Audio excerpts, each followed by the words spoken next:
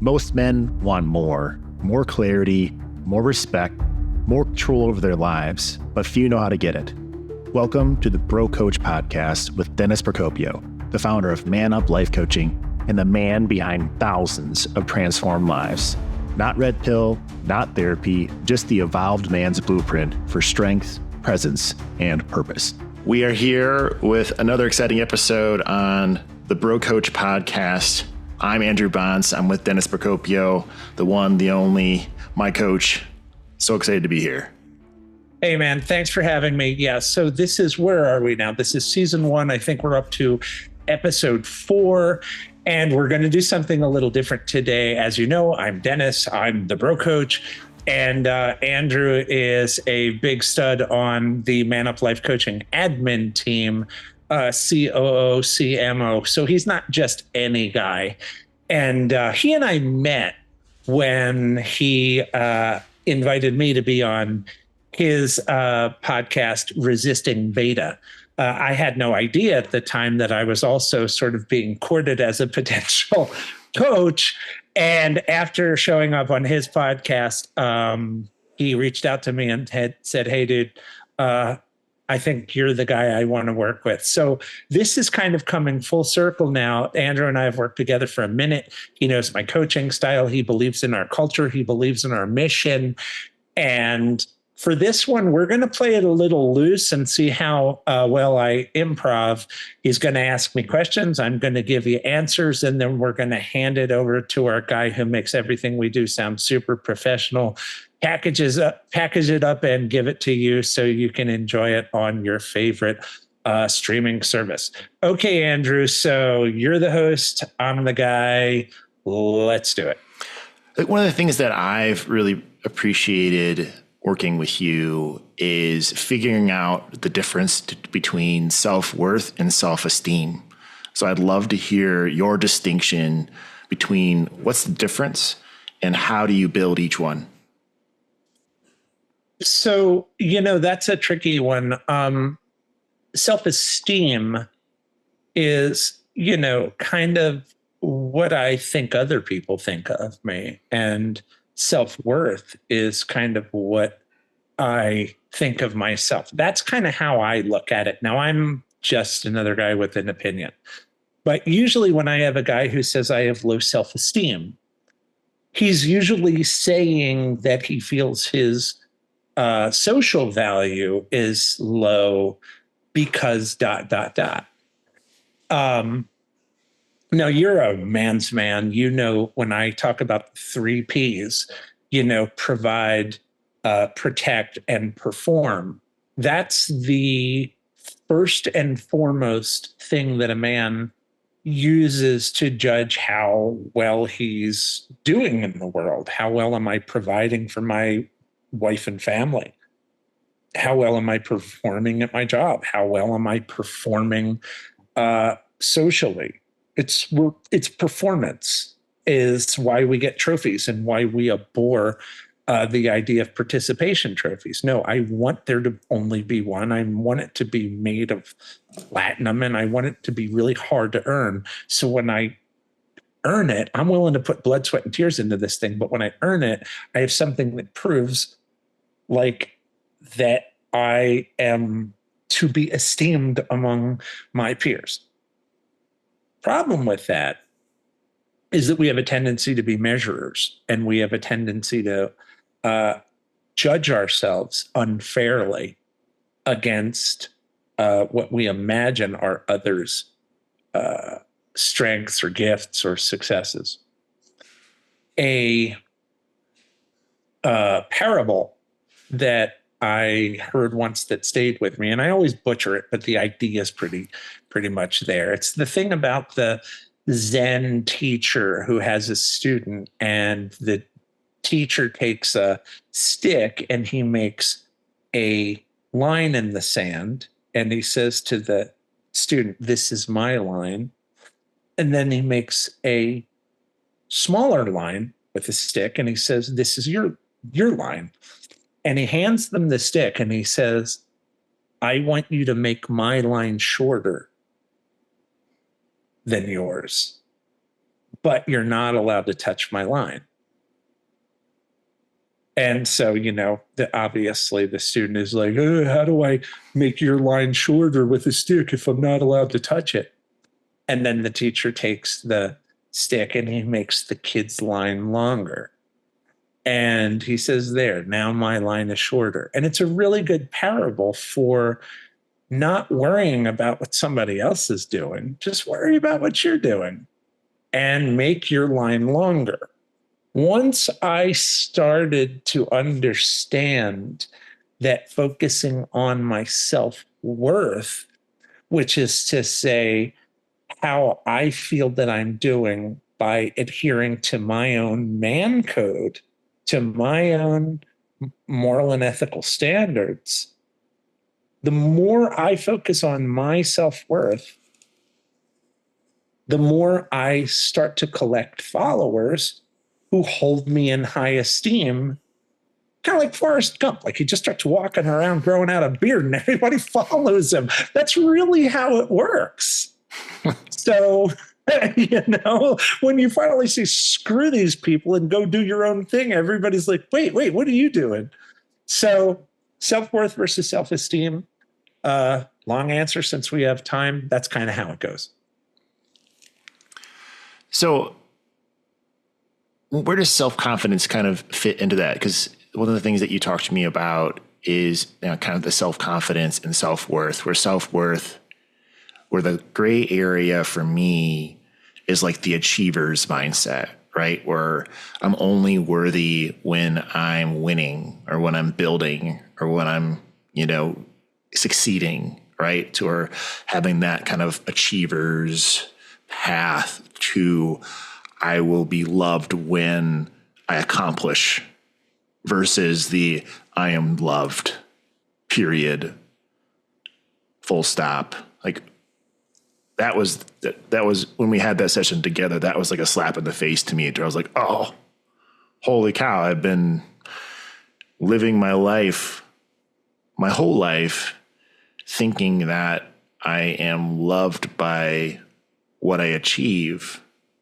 and only for what I achieve or what I can do, right? And not just unconditional love, which is different, tend to only get from your parents, but figuring out how to unconditionally love ourselves and going towards that path. And that's one thing that I've found so valuable of working with you as my coach, towards like I finally feel like I'm the closest to that experience. And I'd love to kind of hear your approach and explain kind of what I just talked about and go a little deeper. Okay. So again, men have this tendency to equate personal value with productivity. So if I knock the ball out of the park, everybody thinks I'm great. I get ice cream with sprinkles. The team carries me on their shoulders. Dad says, this is why you're my favorite son. Whatever. And if you strike out and your team loses, then you sit there with your tail between your legs and everybody says, yeah, sucks to be you right now, just maybe try harder next time. And that is the way men go through life, that I win and I'm a good dog, or I lose and I need to try harder. Sorry, sucker, but that's not how you're going to succeed in life. Does that feel bad? Good. Turn that into motivation. Right.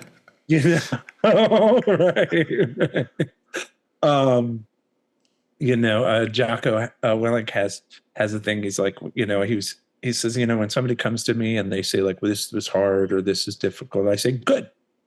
Right. I tried to hit a lift today and I failed it. Good. Right. Having trouble in my relationship. Good. Because these are the things that define us and make us stronger. So back to your original question, shifting from the idea of love is conditional upon my performance to I am worthy of unconditional love. So a lot of the guys in my organization are high earners. They're very competitive dudes. And they have this winner's complex. It's like I joke and say, we need a club like Winners Anonymous for people who just can't lose. It's not an option. Like right, Parker Lewis, Parker Lewis can't lose. I want to be like him. So what you're dealing with is competency addiction, which is a term that has kind of made its way into the Man Up Life coaching lexicon over the years. And it's the Michael Jordans of the world. It's the Kobe Bryants of the world. Rest in peace. It is the David Gogginses of the world. It's it's all of these guys who cannot accept the idea of being sucky. And so they decide that if I'm the very best, then that means I'm not sucky. That's the equation. Tiger Woods. I have to be the best. And even if I'm the best, there's somebody right on my tail in the number 2 position that's going to try to come along and take my spot. So they end up putting so much distance between themselves at number 1 and whoever's at number 2, just so that for a second they can breathe and look in the mirror of life and say, Sky Daddy, am I good enough now? Do you love me now? And the problem with that is that you're not actually trying to get Sky Daddy to love you. You're already unconditionally loved. You're trying to get you to love you. So you are the one who is fathering your inner child inappropriately. And we know where you learned it. You learned it from his father, who learned from his father, who learned from his father, all the way back to cavemen, where, you know why Rome is called Rome? Because Romulus and Remus, who were, raised by a she-wolf, Rome was the alpha of the two. We don't hear about Remus. We hear about Romulus. So what does this all mean? It means guys want to be winners as a way of establishing value, and it's a trap. Because there's a point at which you realize, I'm still not happy. I've got clients with millions of dollars, still not happy. Right? You got recording artists that have like an EGOT or whatever, and are still in therapy saying, why am I still not happy? They have their life coaches and their therapists. Why am I still there going to India to hang out with a guru? Why am I still not happy? And what they always come to discover is I'm not happy because I'm still focused on self-esteem instead of focusing on self-worth. Mm. And self-worth is not measured by what you do. It's measured by who you are. And who you are is a choice that you make now.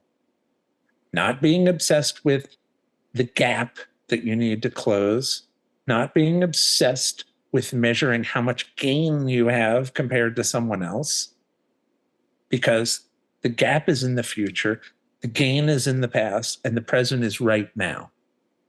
Again, which is how guys end up with a guru in India or Tibet or some Rinpoche or something. So what now asks us to do is to be and this sounds super cringy to most dudes. Super cringy. Dudes will beat themselves up, but they hate the word love is like, I'm not gay, but right? but like love myself. Well, like in a mirror, like with a sock. No, dude, just be nice to yourself. Just be nice to yourself. Be present now. So watch a guy try to be present.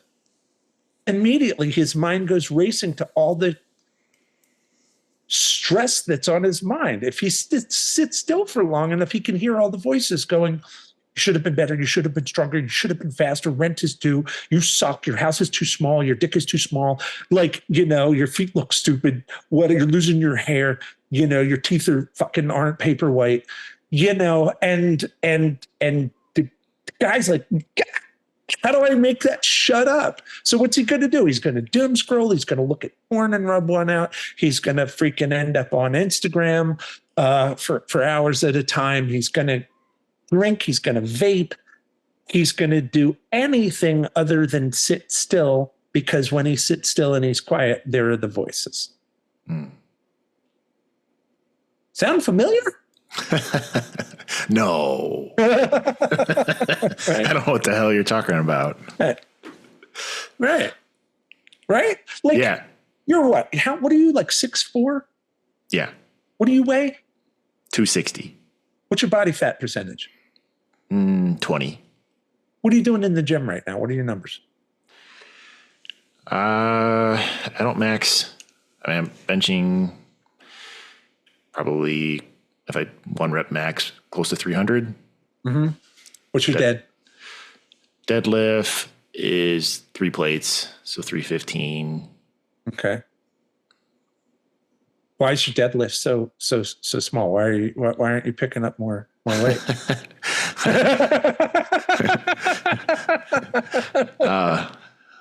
Just I had a knee injury, so for the first time, I'm kind of been able to get my legs.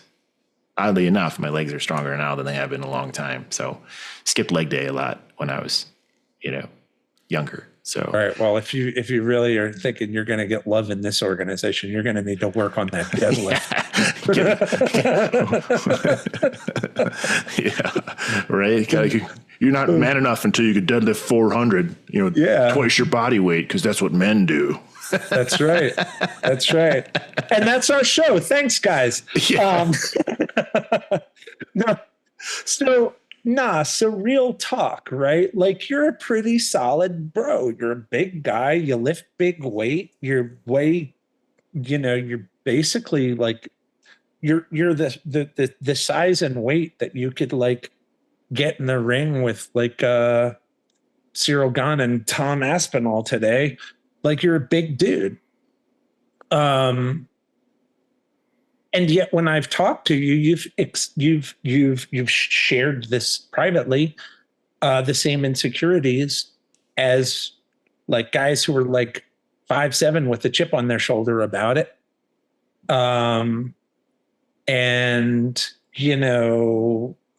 imagine if I were tall, if I were strong, everybody's got this grass is greener thing. Mm-hmm. Right? Yeah. And I want to take it back to, you talked about, you almost hinted at kind of like healing the generational trauma, right? Where we learned it from our dad, who learned it from his dad. And, we're just kind of carrying forward those, like, the wounds of our father, right? If we don't heal our wounds, we don't stop it with us, then we just keep passing it down, because that's how men teach their boys on if they're good enough, is if they stack up enough gold medals hanging on the wall, or have the hottest girl in school under their arm, or drive the coolest car. And, you just get taught that. And then it's at some point, it's like all this, like, you just keep climbing the mountain, you get to the summit of the mountain, and you're like, oh shit, like this, I thought this would be different. And you're like, oh, maybe I need a new mountain. Right. There's Chad over there at the top of an even bigger mountain going, I got even better looking girls over here, loser. And then you go, oh, thanks, Chad. You just gave me purpose. But no, right. It's what you said, which is that there is this generational sort of carrot on a string that men are constantly chasing. And the reality is there's some people who are quote unquote realists, the Kevin Samuels of the world, who will say, yeah, well, here's the cold, hard facts. The guy who's in shape has a bunch of money, is hung down to his frickin' knee, and, has perfect teeth, and, et cetera, et cetera, et cetera. Keep checking boxes, is going to win the social game and is going to just have more stuff. And so the further you stray away from that, the more you're going to have to find ways to cope. But the truth is, you're not alpha status. That's the argument, right? Mm-hmm. So I challenge that because I work with these guys who have the looks, who have the girl, who have it down their hair, who have everything that you think you want, and are still like, dude, I'm so unhappy. And they really, really have a lot of empathy for underdogs. Like the short guy with the little dick and the eyes that are too close together and the teeth that aren't paper white or whatever. They look at that guy and they're like, I feel love for that dude because he represents my inner insecurity. Like there's nothing more I would like to do. You know that you're a big guy and you're surrounded by, you're like in the land of the Lilliputians. You're surrounded by little guys that are like sucking up to you, right? Am I wrong? I don't. It is. When I was talking to my girlfriend, I was like, why did I have two of my closest friends are tiny Asian guys, like 5'4", 5'5", 5'6". Like I was like, why do I attract these tiny Asian guys as friends? But they're great dudes. And I don't know. Right. It's kind of funny where it's like, all right, well, all these little guys that I don't have a friend that's taller than me. Now, of course, that there isn't a lot of guys that are over 6'5" and just the general populace and stuff. So, hey man, stop spinning your wheels. If you're serious about leveling up your career, your relationships, and your mindset, it's time to man up. At Man Up Life Coaching, we cut the excuses and build discipline, confidence, and purpose. Book your free strategy session now at manuplifecoaching.com/application. Don't fill it out if you're not ready to grind, but if you are, this call could change your life. Man Up Life Coaching, elite life coaching for men by men. I saw a TikTok where this one woman was asking about how come short guys are better at approaching women. And I had a comment where I was like, it's because they've had to do it more. They have to work harder to get a date. So it's a rep. They have more reps because they've had to put more reps in than the 6'2" guy who like just talks to 3 women and gets a date from one of them because, women have this, if you're not over 6 feet, then I don't want you when they're in their 20s. Right. And it goes down as they get older, but still, it's still there. Right. So like the short guys have had to work harder on a lot of different areas, right? So, and in the end, it's a rep thing, right? So I think it's super interesting to where as you look at life and the people in it and who has what. I mean, you look at these famous people like Ed Bylett and Tom Cruise and, they're all of these, like you see them in person and they're like 5'2", 5'3", 5'5" guys. Like just super successful. You don't see a lot of the Hollywood actors that are 6'4", 6'5", unless they're like typecast, like that's kind of who they are. But the guys that just make it for a long time. So there's just so much to that, I think. So, I mean, what's your, I mean, I just rambled on there, but no, it's great. I mean, I actually, there's so much value for me in hearing your perception, because I think everybody wants to, okay, look, dude, when I was in New Orleans, I used to go to the New Orleans Athletic Club, and I had a really good friend who like we would work out together. We would see each other around the French Quarter. He had a couple of shops down there, and yet when we were in the locker room, it was real fancy kind of country club vibes, a lot of brass and wood, that marble. And anytime he was in the sauna, anytime he was in the steam room, anytime he was changing clothes, he always changed under a towel. Like, it was like, I was like, I thought he had body dysmorphia. One day when he didn't realize anybody was around, he like kind of looked around, didn't see anybody, and stopped changing under the towel. And he was absolutely tanked. And I was like, oh, I get it. He's trying not to intimidate people with his freaking fire hose over here, and it was like, unfortunately, the thing that you would think was like some great thing to have as a guy was the thing that made everybody freaking hate him, or like low key want to take him out, because of just plain envy, and when we were friends. So when I would talk to him about it, he's like, having a fucking giant schlong isn't all it's cracked up to be. The majority of the women that I get with, like, it's painful. I've been told straight to my face, like, I think I think there's a lot about being a lover that you didn't learn because you're, relying a little bit too heavily on what you're working with, Do you have any lesbian friends? They could teach you a thing or two. And so it's like the guy with the biggest freaking joint in the whole freaking locker room is stressing out about bull dykes. Like, I'm not as good as a lover as this chick with the short hair and the freaking, you get it. And I mean, if this is going to be for men, I got to keep it real. You know what I mean? I'm not going PC. I'm keeping it 100. Guys are in competition with themselves because they're constantly judging. And instead of looking at a big guy and saying he's probably just a big, big softy who just wants friends and doesn't realize how you perceive him, right? So you're like, yeah, this is my friend. You kind of want to flex, like, yeah, this is my friend who'll kick your ass. But at the same time, you low key like hate on him, and it's schadenfreude for you when something happens to him, and you're like, not so big now, are you?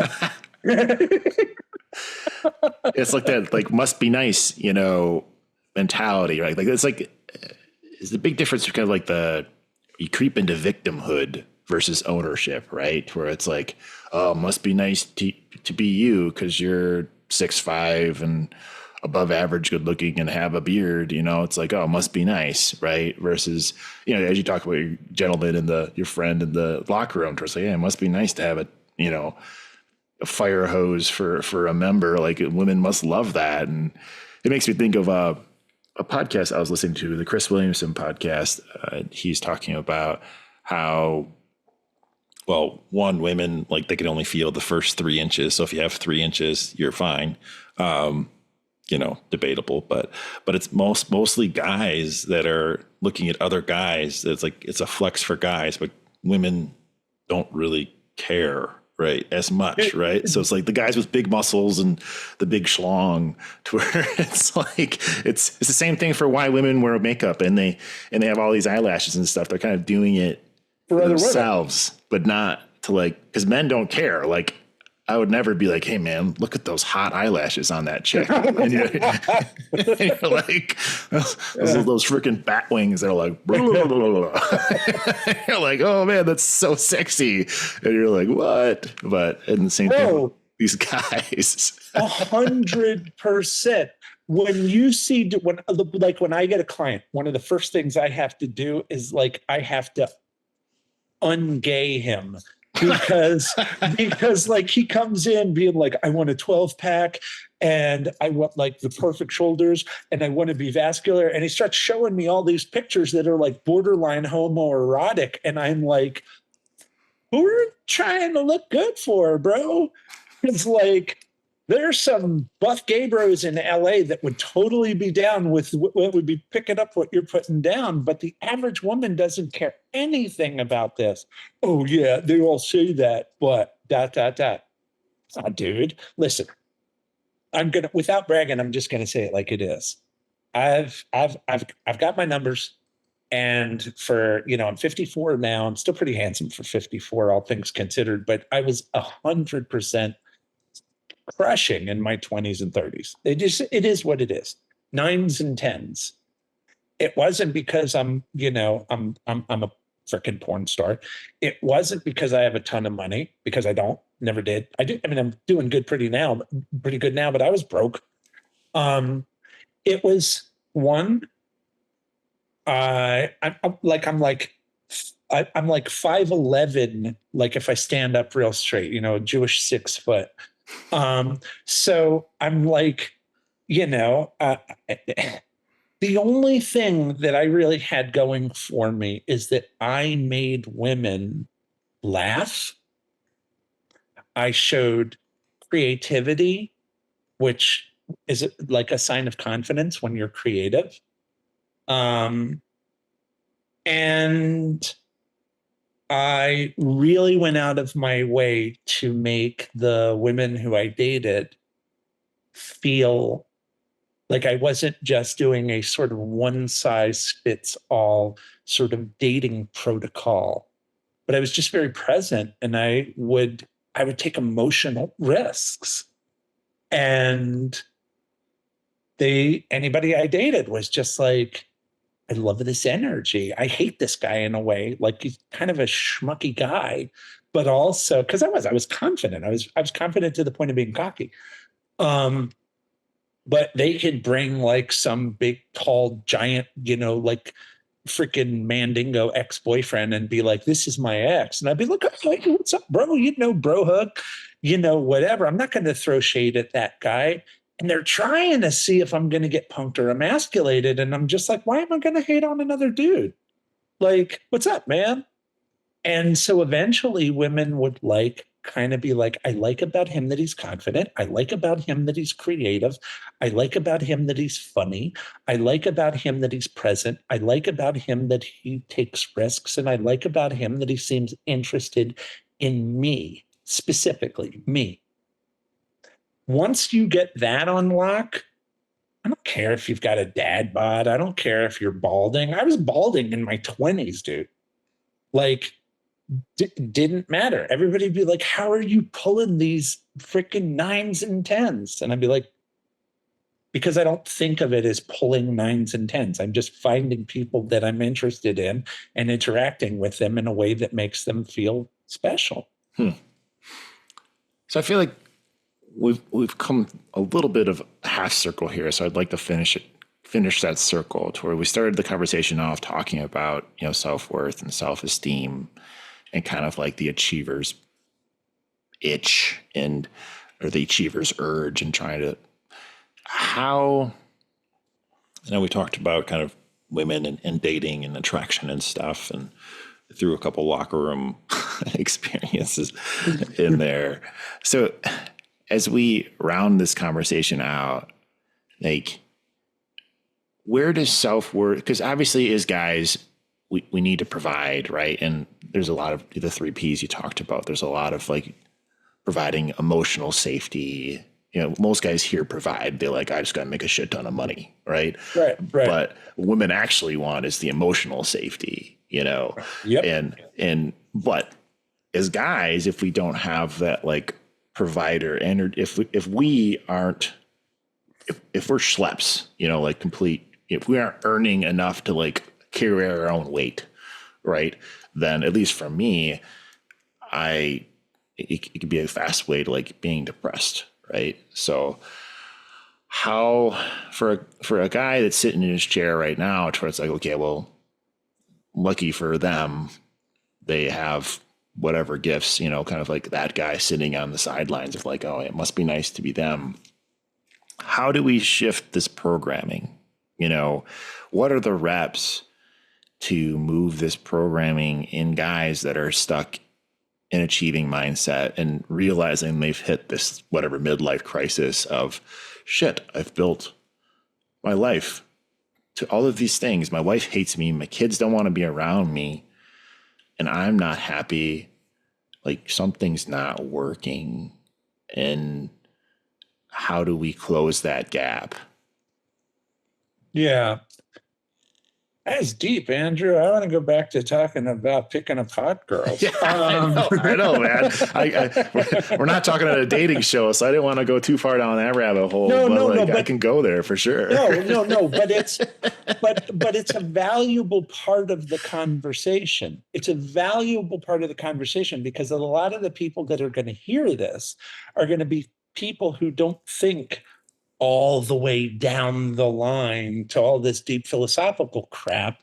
They're dudes who are like, if I get the abs, the car, the you know, the girl, if I check these boxes, then ... If I don't have these boxes checked, then I'm going to self-punish and I'm either going to rage out or I'm going to have nice guy syndrome and say, this is fine, this is fine, this is fine, but end up freaking depressed and have people in my life going, you know, why aren't you doing anything? It's like, oh, I just lack motivation. You know, I lack confidence. I feel stuck in my life. Right. So the $1 million question that you're asking, which is really the last page of the book, The Brocoach Approach. You know what I mean? It's like the Wizard of Oz. I mean, obviously dated reference, but ultimately so culturally iconic that I can still use it, right? Dorothy, the Cowardly Lion. Like the Cowardly Lion is my client. Either the Cowardly Lion or the you know, the what do you call it? The guy with the if I only had a brain. The Tin Man? No, the Scarecrow. Scarecrow. Right. I got the guy that's like, I don't have the brain. I've got the guy that's like, I don't have the cojones, right? The nerve. Right. Yeah, I don't have the cojones.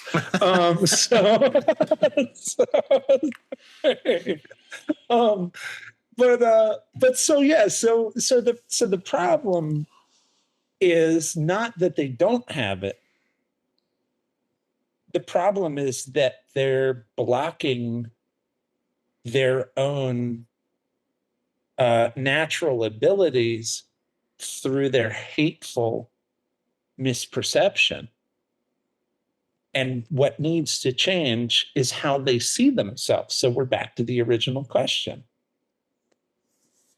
How do I father my inner child with love and shift from you're good if you ... to you're good, period? Right? I'm going to bring my son into this. So I have a 15-year-old kid. He has dwarfism. We don't use the M word, okay? We call him, he's a little person. He has a chondroplasia dwarfism. He's a big head and little arms and legs, and I love him. He looks like a red-haired Peter Dinklage from Game of Thrones. Little lion. He's also moderate to severe, which is to say level 3 autistic, and deals with OCD. So like, he's a lot, dude.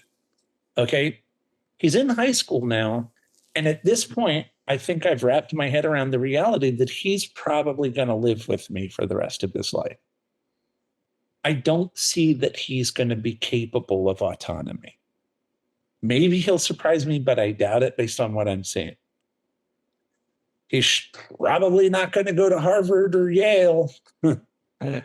He's probably not going to be a basketball phenom, you know?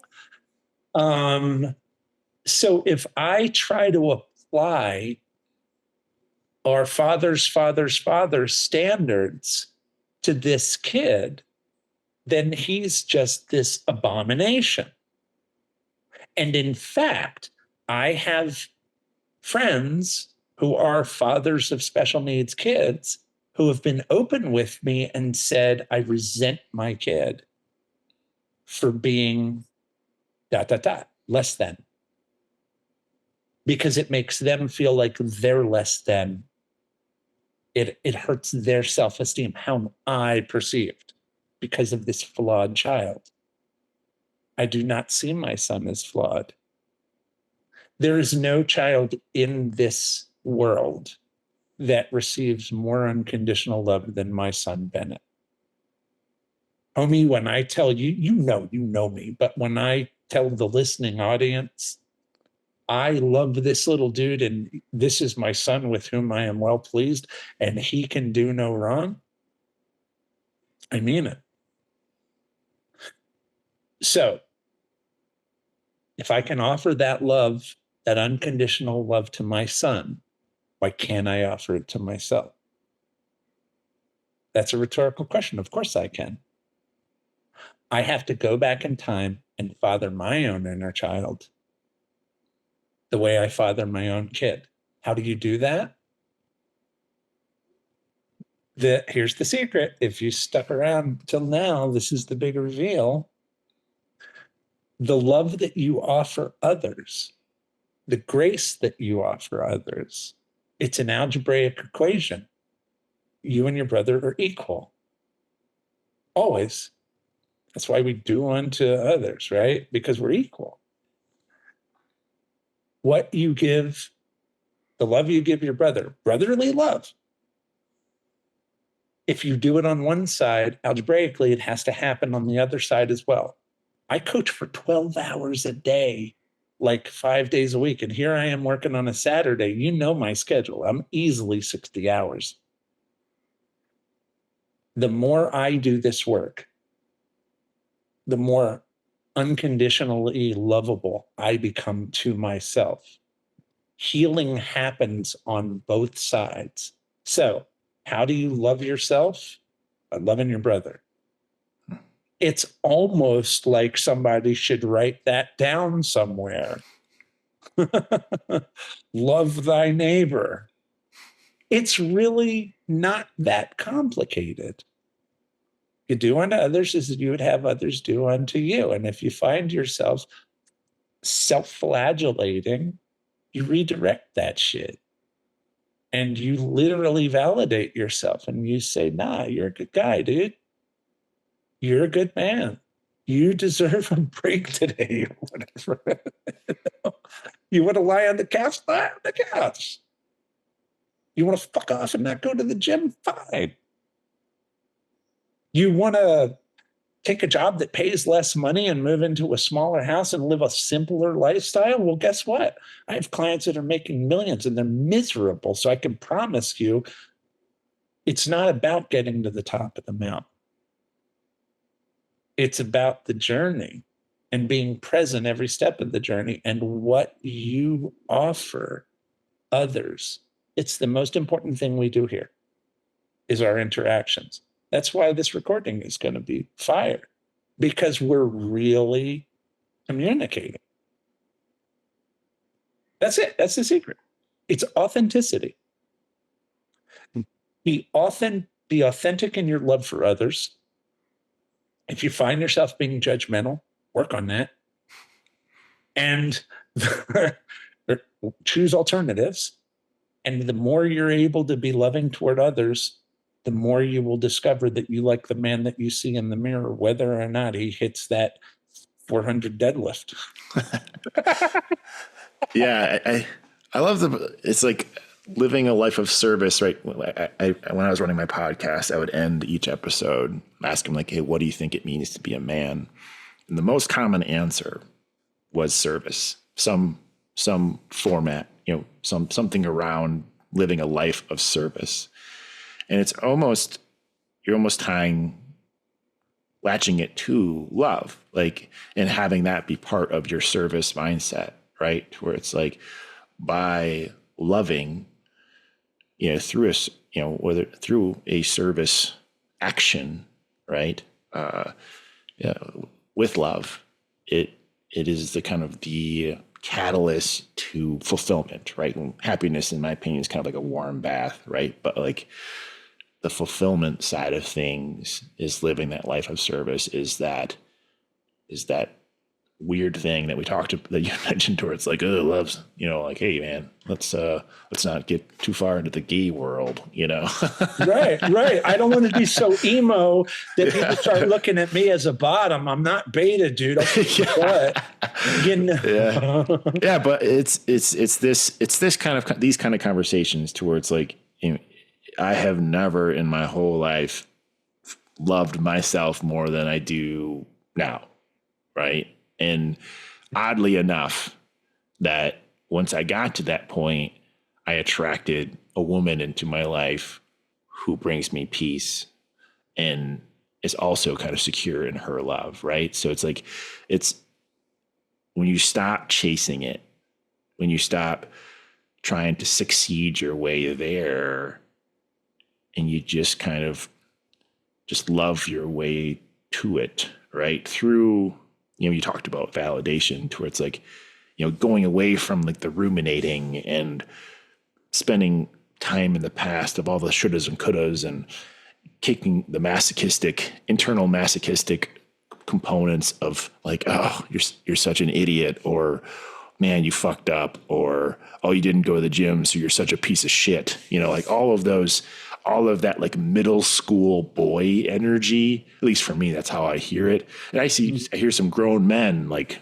talking to each other like that. Oh man, you're such a bitch. Like, and all that stuff, where it's like that kind of David Goggins kind of voice of like, yeah, you're a little bitch. Like you can't run 50 miles. Like, holy cow, on broken feet. Like you must be a little tiny bitch, like that right. To where shifting that inner voice to the love of like just in speaking those words, and not like I am brilliant, I am beautiful, and I am fantastic, like that kind of that there's a difference of that motivational kind of like self-development or personal development stuff, but like shifting it towards like speaking words to yourself in a way that is reaffirming and validating yourself, right? Like it feels weird initially, but then the reps of it, months and months and months and months, is just made a huge difference to me. Yeah, so. It's literally the hardest thing for men to do is to be told by a coach, here's what I need you to do: get a clicker, like a lap counter, and do 3,000 reps of positive statements about yourself, speaking from the second person and with present tense of the verb and no negatives. So you are good, you are kind, you are gentle, you are patient. They freak out at that. It's like there's some part of them that's like, I hate this. I want to go punch a baby or step on a bunny or something. I feel this feels way too emo and uncomfortable. Because they're actually, it's the love that they craved as a child, but didn't receive. And now they're like, crap, I can feel myself opening up and becoming vulnerable to get the thing that I always said I wanted, but now it's super uncomfortable for me. Why? Because you don't think you deserve it. And so back to your what makes a man. Yeah, service. You are in service to the greater good because we're all connected. There is just no argument about the fact that we're all connected. We are on a freaking ball in the middle of infinite space. We are in a vibratory field. Every single particle has, vibrates at a certain frequency. There is literally no such thing as stillness here in this system that we exist in. And so we're in this fishbowl and we can all feel vibrations all the time. And either we are a victim of vibration or we are mastering vibration. That is it. So Whether you are sitting in the middle of a lovely field and have a blade of grass between your teeth, looking up at the freaking clouds from under your baseball cap and saying, nice vibe today. Or you're on a freaking subway in Manhattan, shaking in the, you're pressed up against 10 other people who are hot and angry. It's up to you to decide what your vibe is. If your vibe is, I love myself, I love everyone else. I love myself, I love everyone else. I love myself, I love everyone else. I love myself, I love everyone else.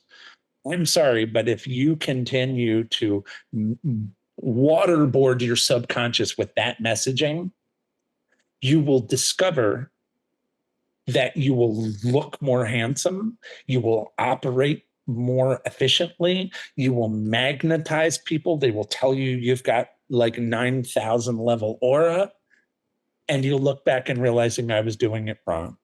I was so worried about working on my self-esteem that I forgot to internalize and work on my self-worth. And the easiest way to work on your self-worth is to be kind to yourself and to be kind to others. And it's so absolutely stupid how simple it is. And yet we clearly are complicating it, or we wouldn't have just spent an hour talking about it. Amen. Amen. I feel like that's the mic drop moment. So I think it is too. So why don't you give the men final last couple thoughts and play us off stage? Okay. Hey, if you're a guy and you're listening to this, chances are that you are at a place in your life where you are trying to not only play the game of life, but really win at the game of life. And this might have been an eye-opening conversation for you, because sometimes winning is choosing not to play according to the rules that the world has laid out for you, but rather making your own rules and saying, this is how I'm going to roll. And some people are going to like it and some people aren't. And that, my friend, is just being a guy with a good moral and ethical code. Every man needs a code. If you're a guy who does not feel that he understands what a good man code is, I encourage you to like, subscribe, follow, and even check us out at manuplifecoaching.com, where we talk about all things male. But as for right now, this wraps episode 4 of season 1, The Bro Coach, and I encourage you to check me out in the future. Thanks for listening, and I'll catch you on the next one.